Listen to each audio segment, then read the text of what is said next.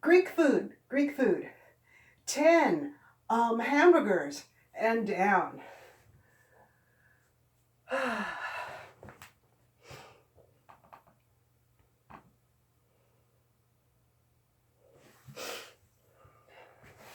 Let's go knees to chest again, and then we're going to do bridge.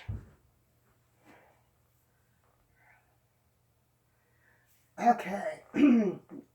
Nodding no, nodding yes. Let's put our feet on the ground. We're going into bridge, and it's helpful here to keep your feet hip distance apart and close enough to your butt that you could almost touch your heels, or if you were flexible, you could touch your heels, but we're not going to. And that helps with stability. And in this, it's most important to not let your knees drift apart. Pretend that you're actually gripping something in between them. And keep your back flat when you're going into the pose and your shoulders on the ground. One way to intensify the work in the shoulders a little bit, I like to do bridge with jazz hands. So I'm putting my triceps flat on the ground and I'm doing jazz hands. And up I go. Whee! This tends to bring the shoulders and the triceps a little more into it. I'd like to do a wheel one of these days. So once I can get back to the gym and really train my arms, my upper body, and my shoulders, I will do that. I used to be able to lift quite a lot. Keeping the, and you don't need to squish your neck. So I would say, please make sure there's room in your neck. So if you can talk and breathe, that's much better. I think in bridge, people always want to squish their chins into their necks and into their chests. Like it maybe feels like they're working harder that way. But this way you can continue to breathe. And I'm going to go down slowly, one vertebra at a time. I'll do that one more time.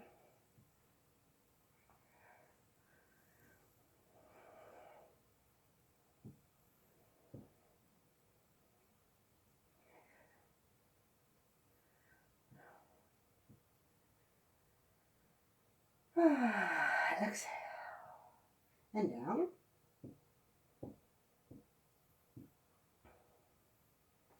Knees to chest again. Stretching out all of those structures. Okay, and then we will do a couple of spinal twists and call it a day. But not first before my favorite pose, which is Happy Baby. And the pros do Happy Baby. They're so flexible that they could get their knees practically like behind their shoulders and flat. They can get their quads flat up against their torsos. I'm not quite there yet, but notice my natural turnout, which always would look ugly if I were going to take pictures of this. But I'm trying to make my feet neutral so it looks better in pictures. And keeping my shoulders, not rounding up in the back to do this, which defeats the purpose. You want to keep your back long, always. And I'm going to rock back and forth, which is a valuable skill I've learned. But notice I initiate this move with the abs and not with the back. The abs are much stronger. Keeping the abs engaged in this. I once got so hurt doing this the wrong way that it was a memory I will never forget. Oh, my assistant is calling time, so let's keep going. Let's go knees to feet to the ground, and we will stretch out by doing a figure 4 and then a prone spinal twist. And then I think we'll call it a day. Figure 4 is a way to stretch out not only your hip, but your back. And my back will make all kinds of grateful sounds. I'm putting my left ankle more or less above my right knee. I am lengthening out in the spine as much as I can. I'm keeping my back more or less flat to the ground.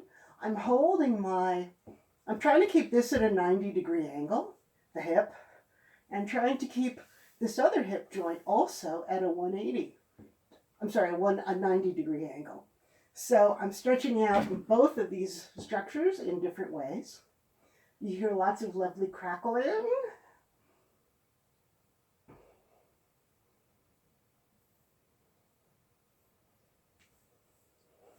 I think you can use your hands to accentuate the stretch, but I'm also interested in strengthening the muscles that support this position.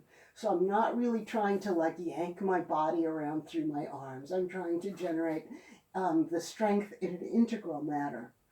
I think that sounds pretentious, but that's what I'm trying to do. Down, let's do the other side. Right knee to right ankle to left knee. Stretching the back out against the mat. Knee goes up. Right knee goes out to 90. This should stay up to 90.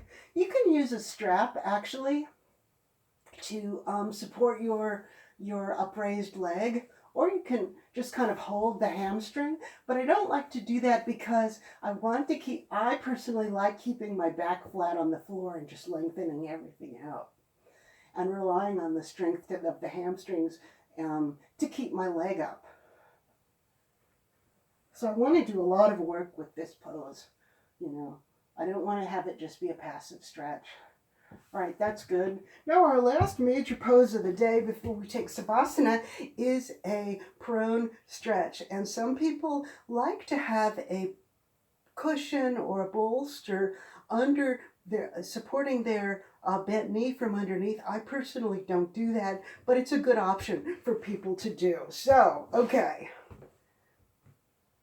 I'm going to put my left knee into my chest and lengthening out my spine as much as I can.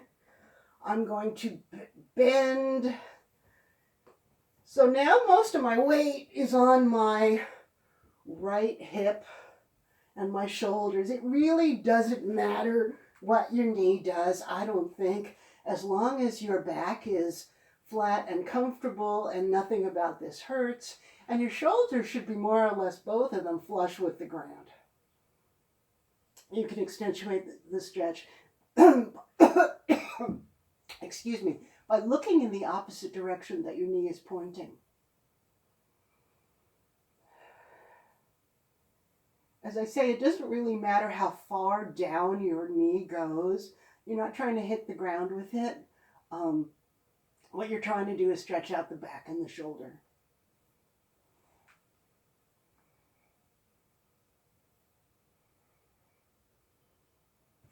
And come up. Let's do the other side.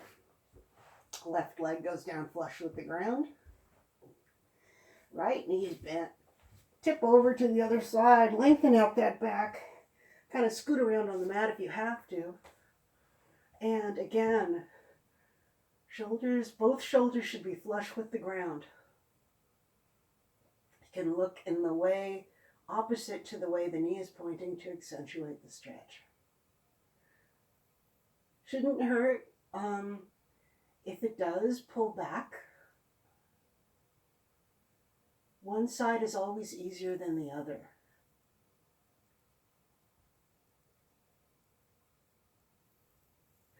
That's very good. Now let's come into Shavasana. And I have a lovely quote that I love to give people on this day time when everybody is shut up. Oh, I'm at 42. I'm pretty good. This is from, thank you for sharing your practice with me. Thank you for sharing breath, and let's be grateful for breath and all the good, beautiful breath we've had today.